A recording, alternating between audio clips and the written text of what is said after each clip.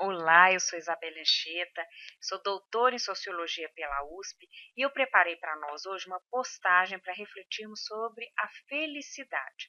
Para isso, eu selecionei um raciocínio do Rousseau que pode ser sintetizado nessa frase: não existe felicidade sem os outros.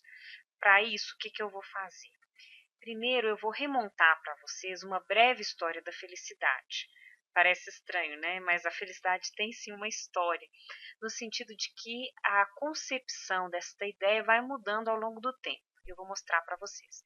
Em seguida, eu quero entrar na modernidade através da arte.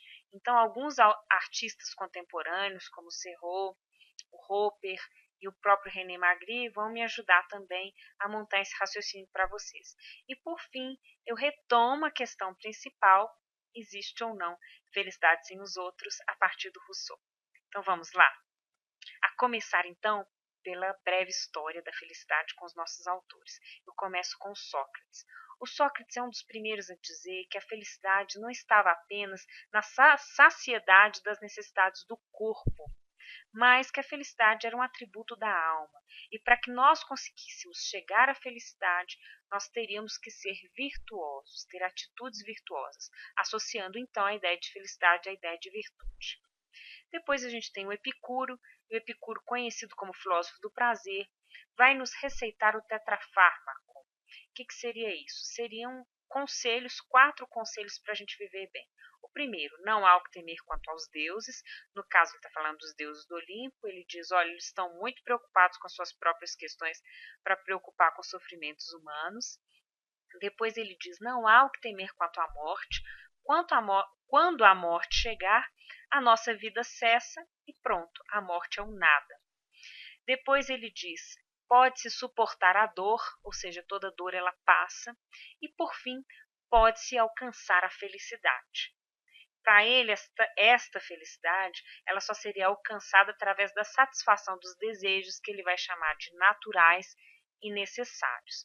Então, apesar de ser conhecido como filósofo do prazer, ele vai pensar num prazer comedido. Né? E tem uma frase dele que ele diz: a quem pouco não basta, né? Ou seja, as pessoas que não se contentam com pouco não se contentam com nada. Basicamente, esse era o raciocínio dele. O Aristóteles, por sua vez, vai trazer o que a gente pode chamar de uma ética do meio termo. Ele vai dizer: olha, para a gente conseguir a felicidade, a gente tem que compor uma série de coisas. Bens espirituais, bens materiais também, combinar isso com a nossa ação, no sentido de uma ação política, e a ideia de contemplação.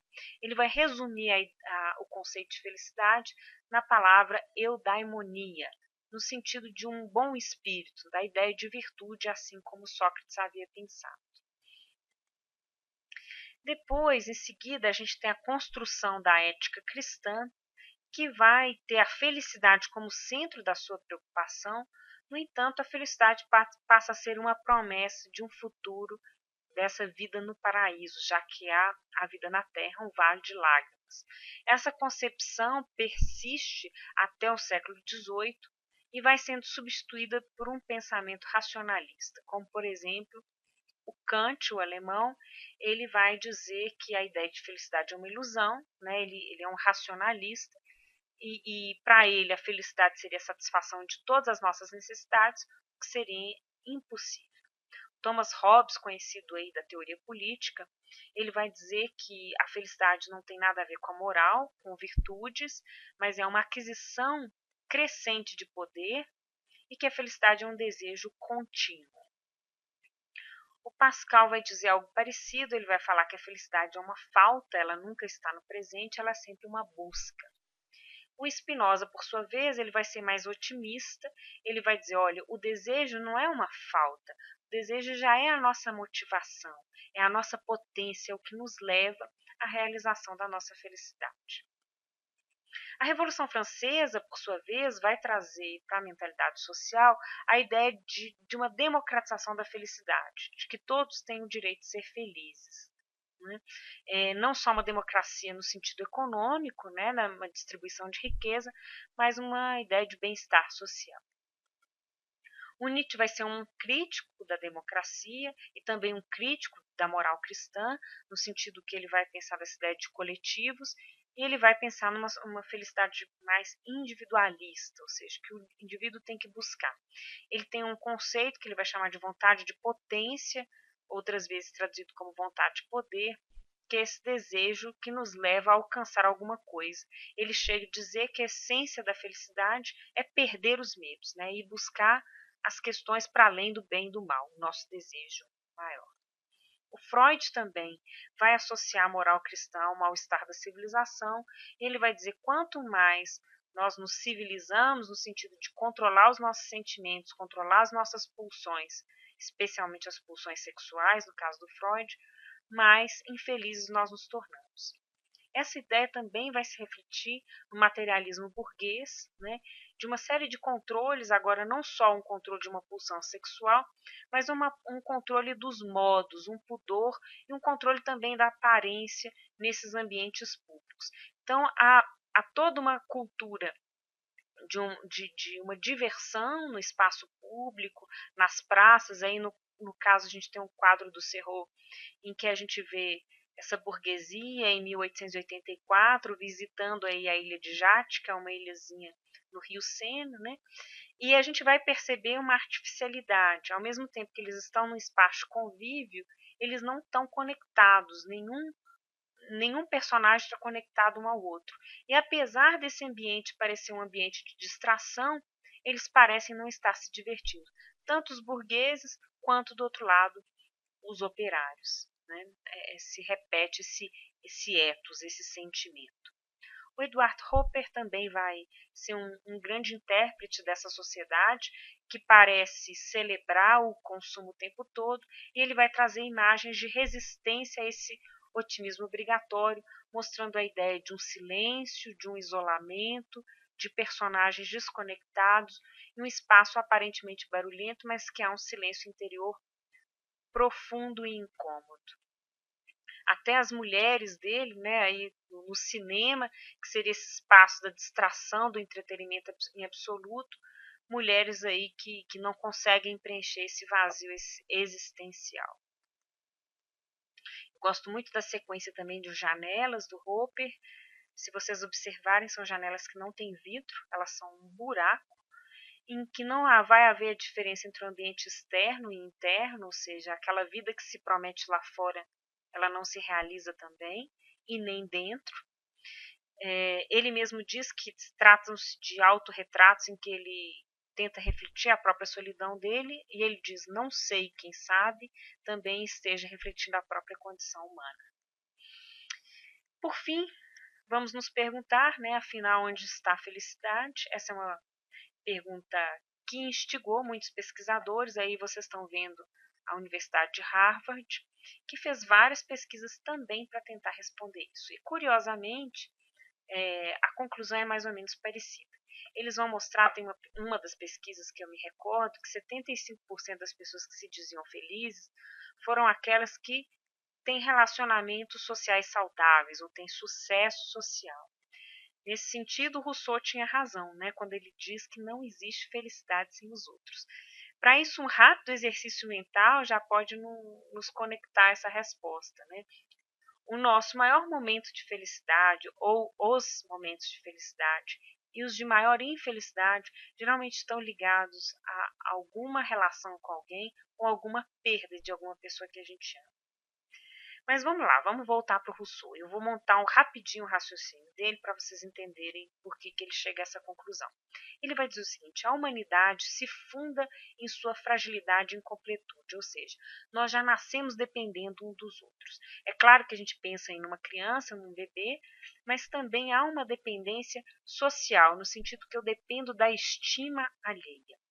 Em um dos textos dele, que é no discurso sobre a origem e os fundamentos da desigualdade entre os homens, ele vai dizer que a sociedade nasce a partir do momento que um passa a olhar para o outro e deseja ser olhado. E que essa ideia de consideração não é uma escolha, ela é a própria sociabilidade, a própria condição do ser humano. Então, a minha própria existência depende da minha relação com os outros. E quanto mais a gente aumenta o número de relações com os outros, mais a gente também amplia o nosso sentimento de existência. Evidentemente, a gente está colocando a nossa existência em risco, já que ela depende dos outros. Mas não tem muita escapatória. Tem uma imagem literária do Nietzsche, que eu acho ela uma das mais belas que eu já li e imaginei. Ele vai dizer que o homem é uma corda atada entre o animal e o além do homem. Ele fala, é perigoso atravessar porque a gente tem um abismo ali embaixo, mas também é perigoso parar, é perigoso olhar para trás. E é claro que essa corda pode ruir, assim como nossa relação com os outros. O que a gente ama nos escapa, no sentido que a gente não tem um absoluto controle sobre o afeto, mas a felicidade passa pelo amor. O Rousseau tem uma frase muito bonita num outro livro dele que chama Emílio. Ele fala que ele não pode conceber alguém que não dependa do outro consiga amar. E também ele não pode conceber que quem não ame nada possa ser feliz. Ou seja, ele cria um paralelismo entre a ideia de dependência humana e a constituição desse sentimento do afeto, e depois ele cria um paralelo entre o afeto, o amor e a felicidade. Então, ele vai dizer que nós estamos aí entrelaçados. Ele também vai afirmar que essa ideia de um eu isolado, de um ser independente, individual, que é muito típica da modernidade, que está aí muito marcada no Freud, no próprio Nietzsche, e fala que isso é uma ilusão da ideia de um interior que independe dessas relações humanas. Eu gosto muito desse quadro do René Magritte, que ele capta bem isso que eu estou tentando dizer e o que o Rousseau diz, que ele fala que quanto mais o homem busca a sua imagem, buscando apenas a si mesmo, mais essa imagem é vazia, ela é uma interrogação, né? Mais esse homem, essa nossa imagem nos vira as costas, né? Mais um buraco a gente abre para nós. Então, não é por aí que está a nossa busca, porque essa felicidade de um homem sozinho, em absoluto, ela é só possível para Deus, para o homem não.